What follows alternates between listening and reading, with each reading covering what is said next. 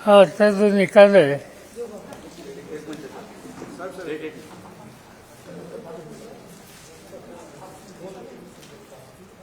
हा असं आश्चर्यकारक आहे असं यत्किंचित मला वाटलं नाही. आम्ही आमच्यामध्ये जी चर्चा करत होतो त्याच्यामध्ये साधारणतः आम्हाला लोकांचं मत हे होतं की हा निर्णय उद्धव ठाकरे किंवा त्यांच्या सहकाऱ्यांना अनुकूल लागेल असं दिसत नाही. आणि त्याचे अनेक कारणं आहेत. पण सत्ताधारी पक्षातल्या लोकांनी मुख्यमंत्र्यांच्या सह अनेक ठिकाणी हा निकाल काय लागणार आहे या संबंधीचं भाष्य केलेलं होतं. आणि त्यामुळे त्यांना एक प्रकारची खात्री होती. आणि ती खात्री या निकालात दिसेल असं ध्वनित केलं जात होतं. आणि तसाच हा निकाल लागला.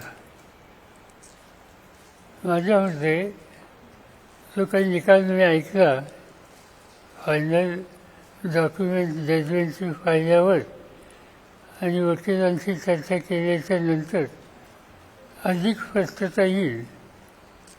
पण हा निकाल वाचल्याच्या नंतर सुप्रीम कोर्टामध्ये उद्धव ठाकरे यांना जावं लागेल आणि उद्धव ठाकरेंची केस सुप्रीम कोर्टामध्ये या निकालाच्या भाष्यावरनं ही अधिक सोयीची होईल. त्यांना त्या ठिकाणी न्याय मिळण्याच्या संबंधीची खात्री या जजमेंटच्या वर्डिंगवरनं दिसते. एक गोष्ट सगळ्यात महत्त्वाची आहे की विधिमंडळ पक्ष आणि पक्ष संघटना या ठिकाणी निकाल घेतलेला आहे तो विधिमंडळ पक्ष याला महत्त्व दिलेलं आहे. सुभाष देसाईची जे सुप्रीम कोर्टात केस होती, सुभाष देसाई वर्सेस गव्हर्नमेंट 11 मे 2023, त्या जजमेंटमध्ये सुप्रीम कोर्टाच्या 5 जजेसच्या टीमने हा निकाल दिलेला आहे. पक्ष संघटना महत्त्वाची, जे उमेदवारांची निवड करतात, त्यांना निवडणूक लढवायला फोर्स करतात आणि अशांचे मत यापेक्षा त्यांना जे निवडतात त्यांचं मत, त्यांचा अधिकार अधिक महत्त्वाचा आहे. आणि लेजिस्लेटिव्ह पार्टी, विधिमंडळ पक्ष आणि पक्ष संघटना याच्यामध्ये पक्ष संघटना महत्त्वाची आहे असा निकाल सुभाष देसाईंच्या केसमध्ये सुप्रीम कोर्टाने दिलेला आहे. या ठिकाणी अध्यक्ष महोदय जे काही सांगतात त्याच्यामध्ये त्यांनी अनेक वेळी ही गोष्ट सांगितली की विधिमंडळामध्ये बहुमत कोणाचं आहे, एक व्हीप कोणाचा आहे तो, आणि व्हीप हा जो दिलेला आहे तो विधिमंडळ पक्षानं व्हीप द्यायचा अधिकार कोणाला दिलेला आहे. सुप्रीम कोर्टाच्या निर्णयामध्ये स्वच्छ असं म्हणले की व्हीप किंवा कुठलाही आदेश हा देण्याच्या संबंधीचा अधिकार पक्ष संघटनेला आहे, विधिमंडळ पक्षाला नाही. व्हीपची निवड करण्यात, आणि त्यामुळे या ठिकाणी व्हीपची निवड ही उद्धव ठाकरेंच्या संघटनेच्या वतीनं ही केलेली नाही. आणि हे या जजमेंटमध्ये त्यांनी स्पष्ट केलेलं आहे. 10 शेड्यूल ही आम्हा सगळ्यांना, म्हणजे आम्हा सगळ्यांना याचा अर्थ राजकीय पक्षात काम करणाऱ्या लोकांना एक प्रकारची दिशा देणारं असं ते शेड्यूल आहे. आणि त्याच्यामध्ये स्वच्छ या गोष्टी त्यांनी स्पष्ट केलेल्या आहे. याच्यामध्ये आणखी एक गमतीची गोष्ट आहे की व्हील फौजला तर त्याचं ॲक्शन घेता येते आणि त्याला अफाटसुद्धा ठरवता येतं. इथं काय झालं आहे, इथं व्हील फौजला म्हणून शिंदेच्या लोकांच्या संबंधीची कारवाई करावी अशी मागणी उद्धव ठाकरेंच्या लोकांच्या वकिलांच्याकडून झाली होती. पण निर्णयामध्ये जजमेंटमध्ये व्हील देणाऱ्याला व्हील द्यायचा अधिकारच नाही आणि त्या असं म्हणून म्हणजे स्पीकरने त्या संबंधीच्या पात्रतेचा निर्णय शिंदेच्यावर राहणाऱ्या 16 लोकांच्या विरोधी घेतलेला नाही. त्यांनी त्यांना पात्र ठरवलं.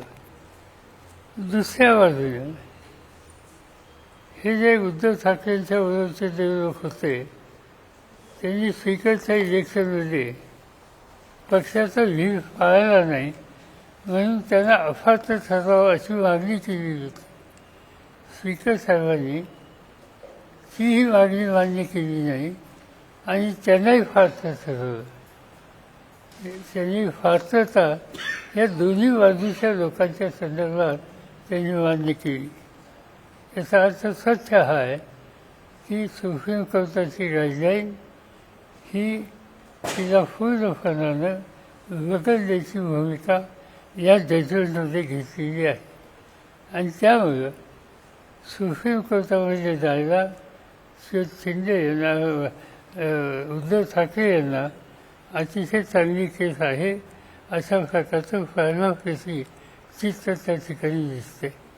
तुम्हाला आठवतं का माहीत नाही, पण या 16 देशांच्या केसमध्ये सुप्रीम कोर्टाने एक गोष्टीचं निरीक्षण केलं होतं की उद्धव ठाकरेंनी राजीनामा दिला आधी आणि सुप्रीम कोर्टाने भाष्य असं केलं, त्यांनी जर राजीनामा दिला नसता तर आम्हाला या संबंधीचा निकाल न्याय देण्याच्या उत्तर घेता आला असता. पण त्यांनी राजीनामा दिला ते त्या ठिकाणी त्या पदावरच नाही, त्यामुळे त्याचं अधिक भाष्य करायची आवश्यकता नाही. हा सुप्रीम कोर्टाचं हे भाष्य हे अतिशय महत्त्वाचं आहे आणि माझी खात्री आहे की त्याची उपयुक्तता हे अफीला जातील आणि अफीलामध्ये त्या ठिकाणी उद्धव ठाकरेंना न्याय मिळेल. आणि दुसरी गोष्ट एक अशी आहे की शेवटी ह्या निकालाचा निवडणूक काहीतरी 2-3 महिन्यात लोकसभेची आणि 6-7 महिन्यावर विधानसभेची, त्यामुळे आता हा निकाल शेवटी लोकांच्या कोर्टात होणार आहे. आणि माझी खात्री आहे की ज्या पद्धतीनं आज आम्ही सगळे लोक एकत्रित विचार करतो आहे, त्याच्यामध्ये उद्धव ठाकरेंचा पक्ष असेल, राष्ट्रवादी आमचा असेल, काँग्रेस पक्ष असेल, डावे पक्षांचं पत्र माझ्याकडे आहे, त्या सगळ्यांची सहभागी होण्याची भूमिका आहे. ते सगळे डावे पक्ष असतील आणि आमचा जो काही सुसंवाद प्रकाश आंबेडकरांशी चालू आहे त्याचा जो अंतिम निर्णय झाल्याच्यानंतर हा जो आमचा सर्व समूह आहे हा सामुदायिकपणानं महाराष्ट्राच्या जनतेच्या समोर जाईल आणि या निकालाला सुप्रीम कोर्टाची गाईडलाईन बाजूला ठेवून कशा पद्धतीने हा निकाल दिलेला आहे हा न्यायालयीन निवारा नाही, हा राजकीय विचाराचा निवारा आहे. हे जनतेच्या समोर मांडायला आम्हाला निश्चित उत्तम संधी आलेली आहे आणि निवडणुका जवळ असल्यामुळं सत्तेचा वापर कसा होतो याचं एक मोठं उदाहरण या निमित्तानं जनतेच्या समोर देता येईल आणि हा कार्यक्रम आम्हा सगळ्यांच्या वतीनं लवकर सुरू होईल. माझं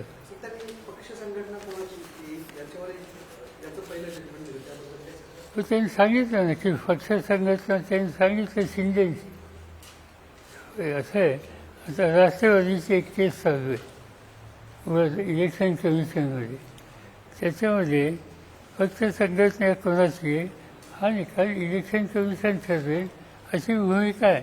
त्यांचं जजमेंट अजून आलेलं नाही, पण त्याची चर्चा त्या ठिकाणी झाली. आणि शेवटी सुप्रीम कोर्टसुद्धा, कारण शेवटी महाराष्ट्रातल्या जनतेला या केसपुरतं बोलायचं असेल तर संघटनेचं नाव काय ते शिवसेना. ठीक आहे, आता शिवसेना त्यांनी सिंधन आली, पण जनतेला शिवसेना ही बाळासाहेब ठाकरे यांची नेतृत्वाची आणि बाळासाहेब ठाकरेंच्या नंतर त्यांच्या हयातीत त्यांनी उद्धवच्याकडे ही जबाबदारी सुपूर्द केली. आता त्याच्यानंतर उद्धव ठाकरे आणि त्यांची ही शिवसेना या गोष्टी महाराष्ट्रात स्वच्छ आहेत. उद्धव ठाकरे मुख्यमंत्री झाले, शिवसेनेचे म्हणून झाले, आम्हा सगळ्यांचा त्यांना पाठिंबा होता. त्यांच्या मंत्रिमंडळामध्ये आज ज्यांना खरी शिवसेना म्हणून न्याय स्वीकारचा निर्णय दिला आहे आणि त्या शिंदेचं सहभाग उद्धव ठाकरेंच्या मंत्रिमंडळात होतं. त्या सवन कालावधीमध्ये उद्धव ठाकरेंच्या मंत्रिमंडळाचे मंत्री, शिवसेनेच्या मंत्रिमंडळाचे मंत्री, शिवसेना कोणती तर उद्धव ठाकरेंच्या नेतृत्वाखालची संघटना, हे सगळं महाराष्ट्राला माहिती. आणि त्यामुळे हे सगळे असं उद्या असताना हा निकाल या ठिकाणी घेतला आणि लोकांना माहिती आहे की ही संघटना कुणी स्थापन केली, वर्षानुवर्ष या संघटनेचं नेतृत्व कुणी केलं. असं असताना शिवसेना कुणाची याचा निकाल या स्पीकरने केला, तो माझ्या मते सुप्रीम कोर्टात उद्धव ठाकरेंची केस आणखीन भक्कम व्हायला त्याची मदत होईल. साहेब, राष्ट्रवादीची सुद्धा असंच फ्रॅक्शनचा विषय स्पीकरच्या समोर जो असणार आहे, या निकालाचा त्याच्यावरती काय परिणाम होईल तुम्हाला असं वाटतं? असं की याच्या आधीच आम्ही सांगत होतो की हा ट्रेंड कसं आहे की स्पीकर ही इन्स्टिट्यूशन आहे, त्या इन्स्टिट्यूशनची प्रतिष्ठा सगळ्यांनी समजली पाहिजे.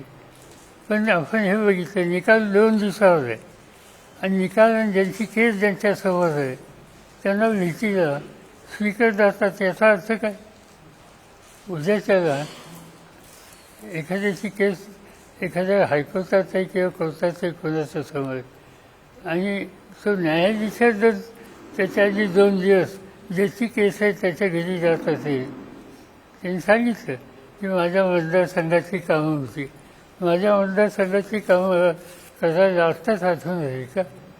गेल्या अनेक वर्षामध्ये ते सभासद होते तेव्हा काय करत होते. याच्यातून हा निकाल असा लागेल असं आम्हाला वाटत होतं आणि असा निकाल लागेल असं आम्हाला वाटत होतं. याचा अर्थ एकंदर दृष्टिकोन काय त्या कुणाच्याही केसमध्ये याच्यामध्ये न्यायावर, घटनेवर, सुप्रीम कोर्टाच्या जजमेंटवर आधार घेऊन निर्णय घेण्याच्या संबंधीची भूमिका या ठिकाणी दिसत नाही. हे इतरांना सुद्धा लागू होण्याची शक्यता नाकारता येते. तुमची मानसिकता आहे का? म्हणजे राष्ट्रवादीच्या बाबतीमध्ये ही हेच होईल? तुम्ही केली आहे मानसिकता? असं आहे, पॉईंट असा आहे की एकदा होऊन द्या ना, काय होतं ते. मी जे अशी सांगितलं की ज्यांनी निकाल देताना निकाल देण्याच्या आधीच्या 2 दिवसाचं त्यांचं एकंदर वर्तन बघितल्याच्या नंतर साधारणतः लोकांना शंका जर आली तर त्यांना दोष देता येणार नाही. सर, पण टाइम शेड्यूलमध्ये या आजच्या जजमेंटमध्ये निरीक्षणामध्ये स्पीकरनी म्हटलं की 10व्या शेड्यूलचा वापर हा कोणतेही निर्णय लादण्यासाठी किंवा पक्ष नेतृत्वाची भूमिका मांडण्यासाठी केला जाऊ शकत नाही असं निरीक्षण त्यांनी मांडलंय. अजित पवार हे नेमकी हीच भूमिका मांडतात की पक्ष नेतृत्व आमच्याकडे सोपवत नव्हतं निर्णय. मग त्या दृष्टिकोनातून सुद्धा हा महत्वाचा मुद्दा म्हणावा लागेल. माझ्या मते 10 शेड्यूलच्या संबंधीचं भाष्य सुप्रीम कोर्टाने सुभाष देसाईंच्या केसमध्ये केलं ते खरं आहे, कारण ते फार जजेंट आहे आणि फार जजेंटचा सुप्रीम कोर्टाचा निर्णय हा लॉ होतो, कायदा होतो, केस लॉ होतो. त्यामुळं स्पीकर साहेबांनी काय म्हणलं, आणखीन कुणी काय म्हणलं, याच्यापेक्षा सुप्रीम कोर्टाच्या निर्णयातून जो केस लॉ झाला तो अतिशय महत्त्वाचा आहे. ठाकरेंचे जे आता आमदार आहेत ते भरत गोगावले आमंत्रण करू शकतील का? नाही, आता कशी करतील?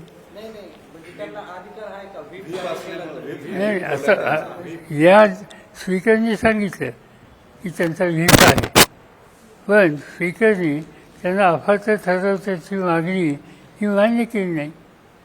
हा उद्या त्याला विधिमंडळामध्ये एखाद्या विषयाला व्हीप दिला, यांनी मान्य नाही केला तर तो वादाचा किंवा न्यायालयात जाण्याचा विचार होऊ शकतो. पॉलिटिकली ड्रिव्हन नव्हता, म्हणजे भाजपचा जो मुद्दा मांडला गेला होता एका याचिकेमध्ये की भाजपच्या सांगण्यावर या सगळ्या गोष्टी केल्या गेल्या, तेही मान्य होऊ शकत नाही असं स्पीकर म्हणाले. त्यांनी सांगितलं खरं. आता जे उद्धव ठाकरे असलेल्यांना सोडून शिंदे साहेब कोणाबरोबर गेले, त्यांच्या मंत्रिमंडळात कोण लोक आहेत, भाजप त्यांचा अलायन्स आहे का नाही, आता ही जगण्याची गोष्ट आहे. त्यामुळे जे गेले त्यांच्या संबंधी आज काही म्हणलं तर चालेल, पण नंतरच्या पुढच्या सुप्रीम कोर्टाच्या मॅटरमध्ये कारण ते जाणार आहेत त्याच्यात वास्तव तिथं पुढे येईल. सर, लोकसभा निवडणुकीपर्यंत जर सर्वोच्च न्यायालयात याबाबतचा काही अंतिम निकाल लागला नाही तर चिन्हाचं आणि पक्षाचं उद्धव ठाकरेंच्या पुढे आव्हान कसं असेल? ते त्यांना इलेक्शन कमिशनच्या पुढे जावं लागेल किंवा यांच्या पुढे जावं लागेल. आणि इलेक्शन कमिशन सोडा, सुप्रीम कोर्ट त्यांना चिन्ह देईल, त्याच्याबद्दल काय नाही. तुम्ही नाव काय घ्या, काही करा, ते दिसतील. त्याला उद्या ते हेच आर्ग्युमेंट करणार की असा असा निकाल आला आहे, त्या निकालाच्या विरुद्ध आम्ही तुमच्यासमोर आहोत, उद्या निवडणुका आलेल्या आहेत, तुमचा निकाल लागेपर्यंत आम्हाला काहीतरी पर्यायी व्यवस्था करा हे ते म्हणतील. त्याच्यातलं वाद नाही. आणि आता हा सगळा विचार आम्ही केलेला आहे. ते जवळपास 120 चिन्ह आहेत, त्याची यादी मोठीच्या मोठी आहे.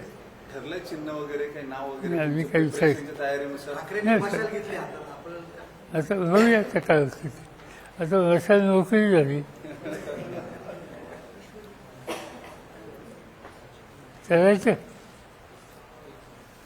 तुम्ही आणखी जरा इलॅबोरेट करू शकले निर्णय तर तुमच्या आधीच्या रेफरन्सेसने सुप्रीम कोर्ट काय म्हणेल किंवा काय करेल? ते उद्या सांगेन.